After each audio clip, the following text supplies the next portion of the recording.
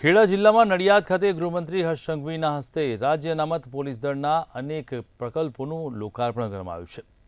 રાજ્ય અનામત પોલીસ દળના બિલ્ડિંગ, શોપિંગ સેન્ટર, કંપની ઓફિસો તેમજ બેન્ડ ઓફિસનું લોકાર્પણ કરવામાં આવ્યું છે।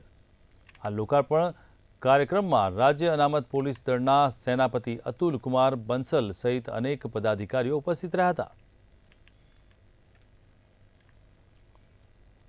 પરિવારજનો માટે 280 રહેણાંક મકાનોનું લોકાર્પણ કરવામાં આવ્યું છે। આ મકાનો તેમના પરિવારજનો માટે આવનારા દિવસોમાં નવી ખુશીઓ લાવશે। એમના જોયેલા સપનાઓ અહીંયા સાકાર થાય તેવી સૌ પરિવારજનોને ખૂબ ખૂબ શુભકામનાઓ આપી। આજે અહીંયા જૂથ 7માં જિમ્નેશિયમ, એમટી, બીજી ઓફિસો, બેન્ડ માટેની એવી તમામ નવી વ્યવસ્થાઓનું બી લોકાર્પણ કર્યું।